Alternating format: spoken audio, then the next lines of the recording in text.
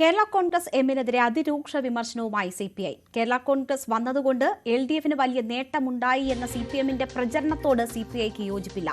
കേരള കോൺഗ്രസിന് ശക്തിയുണ്ടായിരുന്നുവെങ്കിൽ പാർലമെന്റ് തെരഞ്ഞെടുപ്പിൽ കോട്ടയം സീറ്റിൽ ദയനീയ പരാജയം നേരിടേണ്ടി വരുമായിരുന്നില്ല. കോട്ടയം ജില്ലാ സമ്മേളനത്തിൽ അവതരിപ്പിച്ച പ്രവർത്തന റിപ്പോർട്ടിലാണ് വിമർശനം. ശക്തി കേന്ദ്രങ്ങളെന്ന് പറയപ്പെടുന്ന പാലായിലും കടുത്തുരുത്തിയിലും ഇടത് സ്ഥാനാർത്ഥി ദയനീയമായി പിന്നിൽ പോയി. പാർലമെന്റ് തെരഞ്ഞെടുപ്പിൽ കോട്ടയം ജില്ലയിലെ 9 മണ്ഡലങ്ങളിൽ ഇടതുപക്ഷത്തിന് ഭൂരിപക്ഷം ലഭിച്ചത് വൈക്കം മണ്ഡലത്തിൽ മാത്രമാണ്. ഇത് സിപിഐക്ക് അഭിമാനകരമായ കാര്യമാണെന്നും റിപ്പോർട്ടിൽ പറയുന്നു. ജി ശ്രീജിത്തുണ്ട് വാർത്തയുടെ വിശദാംശങ്ങളുമായി. ശ്രീജിത്ത്, വലിയ വിമർശനമാണ് കേരള കോൺഗ്രസിന് എതിരെ ഉണ്ടായിരിക്കുന്നത്. സിപിഐ സമ്മേളനത്തിൽ ഒരു ഗുണവുമില്ല എന്ന നിലയിലേക്കുള്ള വിമർശനത്തിന്റെ ബാക്കി എന്തൊക്കെയാണ്?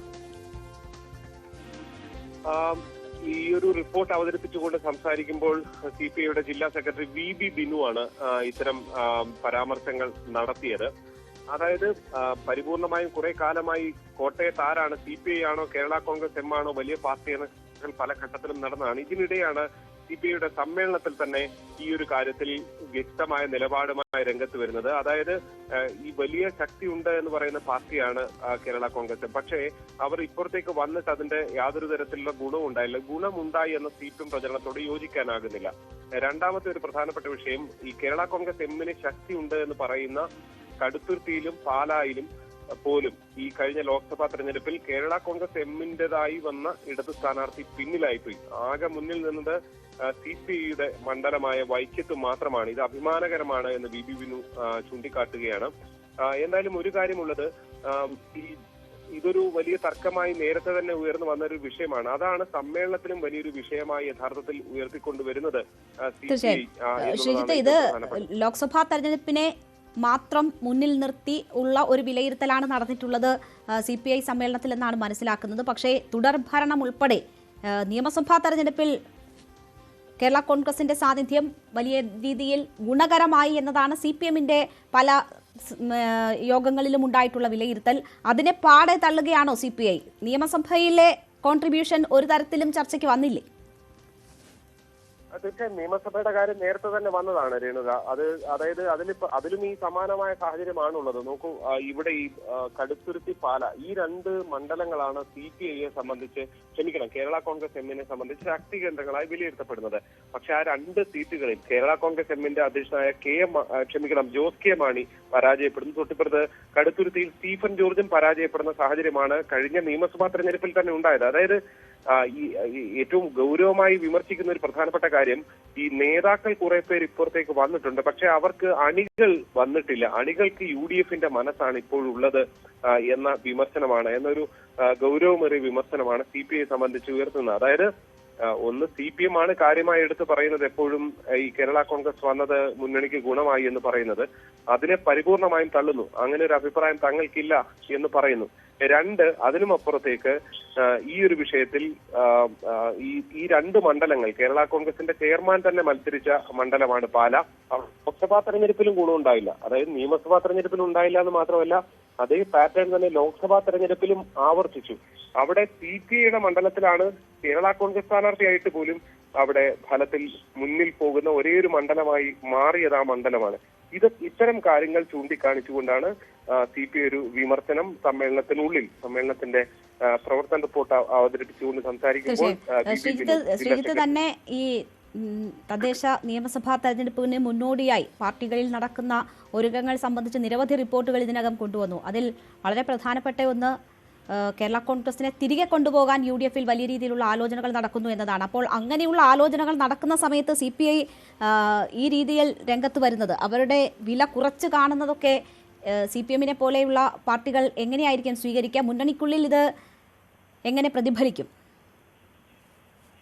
തീർച്ചയായും ഇതിനോട് നേതാക്കളുടെ ഒരു പ്രതികരണം എങ്ങനെയെന്നുള്ളത് വളരെ പ്രധാനപ്പെട്ടതാണ്. പ്രത്യേകിച്ച് ഇടതുമുന്നണിയുടെ ഒരു രീതി അനുസരിച്ച് ഇത്തരം പരസ്യ പ്രതികരണങ്ങളിലേക്ക് അവർ പലപ്പോഴും പോകാറില്ല. മുന്നണിയെ പ്രതിക്കൂട്ടിലാകുന്ന ഒരു പ്രതികരണങ്ങളിലേക്ക് പോകുന്ന ഒരു സമീപനം ഉണ്ടാകാറില്ല. പക്ഷെ കഴിഞ്ഞ ദിവസം ഈ CPI സമ്മേളനവുമായി ബന്ധപ്പെട്ട് നടത്തിയ വാർത്താ സമ്മേളനത്തിലും VB ബിനു ചൂണ്ടിക്കാണിച്ചത്, കോട്ടയത്ത് ഏറ്റവും ശക്തമായി ഓഫീസ് പ്രവർത്തനം അടക്കം നടത്തിക്കൊണ്ട് ഏറ്റവും ശക്തമായ പോരാട്ടം നടത്തുന്ന പാർട്ടി CPI തന്നെയാണ് എന്ന് കേരള കോൺഗ്രസുമായി ബന്ധപ്പെട്ട ചോദ്യത്തിന് മറുപടിയായി അദ്ദേഹം പറയുകയും ചെയ്തു. അതായത് കോട്ടയത്ത് തങ്ങളാണ് ശക്തി എന്ന് നേരത്തെ തന്നെ ഇവർ വന്ന സമയത്ത് തന്നെ കേരള കോൺഗ്രസ് അഭിപ്രായപ്പെടുകയൊക്കെ ചെയ്ത സാഹചര്യമുണ്ട്. അതിന്റെ ഒരു തുടർച്ചയാണ് ഇപ്പോഴത്തെ വിമർശനം. തുടരുക ശ്രീജിത്ത്. ഇപ്പോൾ നമുക്കൊപ്പം മുതിർന്ന മാധ്യമപ്രവർത്തകനെ സജീവൻ കൂടി ചേരുകയാണ്. ശ്രീ സജീവൻ, കേരള കോൺഗ്രസ് എമ്മിനെതിരെ അതിരൂക്ഷ വിമർശനമാണ് CPI കോട്ടയം ജില്ലാ സമ്മേളനത്തിൽ ഉയരുന്നത്. കേരള കോൺഗ്രസ് വന്നതുകൊണ്ട് LDFന് നേട്ടമൊന്നും ഉണ്ടായിട്ടില്ല. മാത്രവുമല്ല, കേരള കോൺഗ്രസിന് ശക്തി ഉണ്ടായിരുന്നുവെങ്കിൽ അത് പാർലമെന്റ് തെരഞ്ഞെടുപ്പിൽ കോട്ടയം സീറ്റിൽ ദയനീയ പരാജയം നേരിടേണ്ടി വരുന്ന ഒരു സാഹചര്യത്തിലേക്ക് എത്തിക്കില്ലായിരുന്നു തുടങ്ങിയ വിലയിരുത്തലുകളാണ് ഉണ്ടാകുന്നത്. സ്വാഭാവികമായിട്ടും നമ്മൾ CPIയുടെ നിലപാടിന് കാണേണ്ടത് ഈ കേരള കോൺഗ്രസിന്റെ കാര്യത്തിൽ മാത്രമല്ല, പണ്ട് കേരള കോൺഗ്രസ് ഒക്കെ UDFൽ നിന്ന് വിട്ട് LDFിലേക്ക് വരുന്നതിന് മുമ്പ് തന്നെ ആദ്യഘട്ടത്തില് ഇതേ നിലപാട്, പണ്ട് UDF വിട്ടിട്ട് LDFിലേക്ക് വരാൻ മുസ്ലിം ലീഗ് തയ്യാറായിരുന്നു. ആ മുസ്ലിം ലീഗിനെ കൊണ്ടുവരാൻ വേണ്ടി CPMന്റെ നേതാക്കന്മാർ വളരെ ശക്തമായിട്ട് ശ്രമിച്ചിരുന്നു. കാരണം മുന്നണി ശക്തിപ്പെടുത്താൻ, പ്രത്യേകിച്ച് മലബാറിൽ കൂടുതൽ ശക്തി ഉണ്ടാക്കാൻ മുസ്ലിം ലീഗ് കൂടി ഉണ്ടാവേണ്ടതുണ്ട് എന്ന തീരുമാനം CPMന്റെ അടുത്തുണ്ടായിരുന്നു. ആ സമയത്ത് വിളിയം ഭാർഗവനായിരുന്നു CPIയുടെ സംസ്ഥാന സെക്രട്ടറി. അന്ന് അദ്ദേഹം പറഞ്ഞത്, 2ാം സ്ഥാനം മോഹിച്ച് ഒരുത്തിനും വരേണ്ട, 2ാം സ്ഥാനത്ത് ഞങ്ങളാണ് ഉള്ളത് എന്നുള്ളതായിരുന്നു. കാരണം CPI പ്രധാനപ്പെട്ട പ്രശ്നം എന്ന് പറയുന്നത് തങ്ങൾക്ക് കിട്ടുന്ന സീറ്റുകൾ, അങ്ങനെ അവര് ഇപ്പൊ മുന്നണിയിലെ 2ാം സ്ഥാനക്കാരാണ്. ആ 2ാം സ്ഥാനം വെച്ചുകൊണ്ട് തന്നെ അവർക്ക് കിട്ടുന്ന സീറ്റുകളുടെ എണ്ണമുണ്ട്, നിയമസഭയിലേക്കാണെങ്കിലും പാർലമെന്റിലേക്കാണെങ്കിലും ഒക്കെ. സ്വാഭാവികമായിട്ടും അത് തങ്ങളെക്കാൾ കൂടുതൽ ജനപിന്തുണയുണ്ട് എന്ന് കരുതുന്ന, അങ്ങനെയുള്ള സാധ്യതയുള്ള പാർട്ടികൾ വന്നു കഴിഞ്ഞാൽ തങ്ങളുടെ സ്ഥാനം നഷ്ടപ്പെടുമോ എന്നുള്ള വലിയ ഭീതി ഈ CPIക്കുണ്ട്. അതുകൊണ്ടാണ് അന്ന് വെളിയം ഭാർഗവൻ അങ്ങ് പറഞ്ഞത്. ആ ഒരു നിലപാട് ഇപ്പോഴുമുണ്ട്. കേരള കോൺഗ്രസ് ഇത്തവണ വരുമ്പോൾ പോലും ഇപ്പൊ മാണിയെ അങ്ങോട്ട് കൊണ്ടുവരാൻ വേണ്ടിയിട്ട് മാണി ജീവിച്ചിരുന്ന കാലത്ത് CPM ശ്രമിച്ചിരുന്നു. നമുക്കറിയാവുന്ന പോലെ കോട്ടയത്ത് പിണറായി വിജയനും മാണിയൊക്കെ ഒരേ വേദിയിൽ ഉണ്ടാവുകയും അവരേതാണ്ട് മുന്നണി മാറുമെന്നുള്ള ഘട്ടം വന്നപ്പോൾ പോലും അതിന് ശക്തമായിട്ട് എതിർത്തിരുന്നത് CPI ആയിരുന്നു. കാരണം അപ്പോഴുമുള്ള പ്രശ്നം എന്ന് പറയുന്നത് വേറെ ഒന്നുമല്ല, തങ്ങൾ 2ാം സ്ഥാനം നഷ്ടപ്പെടും, തങ്ങൾക്ക് കിട്ടാവുന്ന, കാരണം വീതം വെപ്പിൽ തങ്ങൾക്കുള്ള വീതം നഷ്ടപ്പെടാനുള്ള സാധ്യതയുണ്ട് എന്നുള്ള തോന്നൽ CPIക്ക് അന്നേയുണ്ട്. അതിനെ കുറ്റപ്പെടുന്നില്ല. കാരണം സ്വാഭാവികമാണ് ഒരു പാർട്ടിക്ക് അവരുടെ ഒരു കിട്ടുന്ന ഒരു പങ്ക് നഷ്ടപ്പെടുന്നൊരു പ്രശ്നമുണ്ട്. ശ്രീ സജീവൻ, പക്ഷേ നോക്കൂ, ഇപ്പോൾ അങ്ങനെ ഒരു മൂപ്പിളമ തർക്കം ഉണ്ടോ? അതില്ലാതെ മുന്നോട്ട് പോകാൻ കഴിയുന്ന ഒരു സാഹചര്യം അവിടെ ഉണ്ടായിട്ടില്ലേ? മാത്രവുമല്ല, ഇപ്പോൾ UDF കേരള കോൺഗ്രസിനെ തിരികെ കൊണ്ടുവരണം എന്ന രീതിയിൽ ശ്രമം നടത്തിക്കൊണ്ടിരിക്കുകയാണ്. ജോസ് കെ മാണി മുന്നണിയിൽ ഉറച്ചു നിൽക്കും, LDFനൊപ്പം ഉറച്ചു നിൽക്കുമെന്നൊക്കെ പറയുമ്പോൾ പോലും കൂടിയാലോചനകളൊക്കെ നടക്കുന്നുണ്ട്, അല്ലെങ്കിൽ അത്തരം ആശയവിനിമയങ്ങൾ നടക്കുന്നുണ്ട് എന്നാണ് മനസ്സിലാക്കുന്നത്. ആ ഒരു ഘട്ടത്തിൽ CPI ഈ രീതിയിൽ രംഗത്ത് വരേണ്ടുന്ന സാഹചര്യമുണ്ടോ? അതാണ് പ്രശ്നം. കാരണം അടുത്ത നിയമസഭാ തദ്ദേശ തെരഞ്ഞെടുപ്പ് വരുന്നു. അത് കഴിഞ്ഞ് തൊട്ട് പിന്നാലെ തന്നെ നിയമസഭാ തെരഞ്ഞെടുപ്പ് വരാൻ പോകുന്നു. ഇതിനിടയിൽ മുന്നണിയിൽപ്പെട്ട ഒരാളെ അപ്പുറത്തേക്ക് ചാടിക്കാൻ വേണ്ടിയിട്ട് UDFകാർ പരമാവധി ശ്രമിച്ചുകൊണ്ടിരിക്കുകയും ഞങ്ങൾ എന്ത് വിട്ടുവീഴ്ചയ്ക്ക് തയ്യാറാണെന്ന് പറഞ്ഞുകൊണ്ട് അതിന് ശ്രമിച്ചുകൊണ്ടിരിക്കുന്നതിനിടയിലാണ് ഈ ഒരു സംഭവം ഉണ്ടാവുന്നത്. കാരണം അങ്ങനെ ഒരു മുന്നണിയിൽപ്പെട്ട പ്രധാനപ്പെട്ട ഒരു ഘടകകക്ഷി ഈ രീതിയിൽ പ്രതികരിക്കാൻ തുടങ്ങുമ്പോൾ സ്വാഭാവികമായിട്ടും എന്നാൽ പിന്നെ ഞങ്ങൾ അപ്പുറത്തേക്ക് പോയേക്കാമെന്നുള്ള ചിന്ത കേരള കോൺഗ്രസുകാർക്കുണ്ടാകും.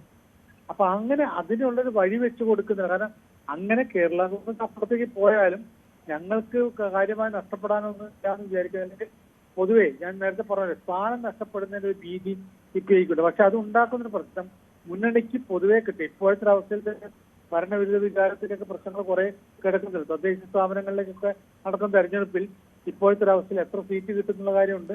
അതിൽ നിയമസഭാ തെരഞ്ഞെടുപ്പിൽ തുടർഭരണം ഉണ്ടാവുമെന്നുള്ള ഒരു വലിയ ഒരു സംശയം നിലനിൽക്കുന്നുണ്ട്. അപ്പൊ അതിനിടയിൽ ഉള്ള സീറ്റുകൾ പോലും നഷ്ടപ്പെടുത്താനേ ഇത്തരത്തിലുള്ള പ്രതികരണങ്ങൾ വഴിവെക്കുള്ളതാണ് ഞാൻ വിചാരിക്കുന്നത്. ശരി, വളരെ നന്ദി ശ്രീ സജീവൻ, താങ്കളുടെ പ്രതികരണം ഞങ്ങളെ അറിയിച്ചതിന്.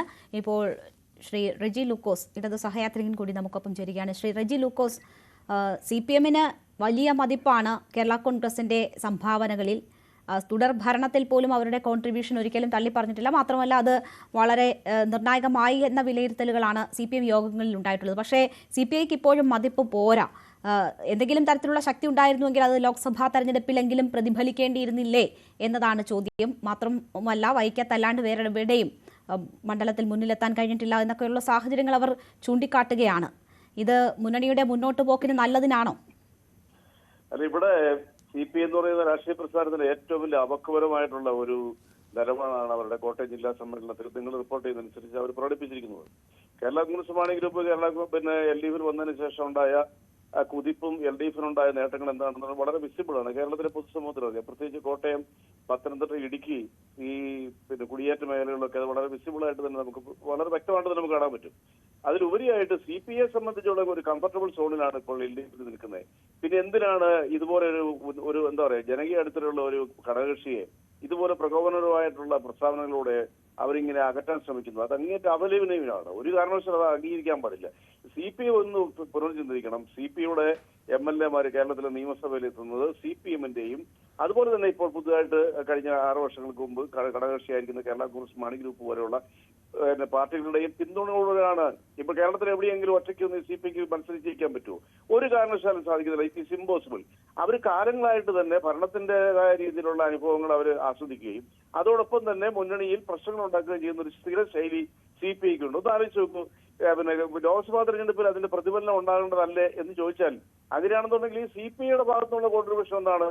ലോക്സഭാ തെരഞ്ഞെടുപ്പിൽ അവരുടെ ഭാഗത്തുനിന്നുള്ള കോൺട്രിബ്യൂഷൻ അനുസരിച്ച് ഇവിടെ ഏതെങ്കിലും ഒരു MP LDF ജയിച്ചിട്ടുണ്ടോ? ഇപ്പോൾ ലോക്സഭാ തെരഞ്ഞെടുപ്പും നിയമസഭാ തെരഞ്ഞെടുപ്പും തമ്മിൽ ഒരിക്കലും കമ്പയർ ചെയ്യാൻ പറ്റത്തില്ല. അത് ദേശീയ തെരഞ്ഞെടുപ്പുമായിട്ട് ബന്ധപ്പെട്ട രീതിയിലാണ് ജനങ്ങൾ ചിന്തിക്കുന്നത്. അത് ഘടകകക്ഷിയായ ഇന്ത്യ മുന്നണിയിലെ ഘടകകക്ഷിയായിട്ടുള്ള കോൺഗ്രസ് തന്നെ കേന്ദ്രത്തിൽ അധികാരത്തിൽ എത്തണമെന്നുള്ള ആഗ്രഹം കൊണ്ട് വോട്ട് ചെയ്തു.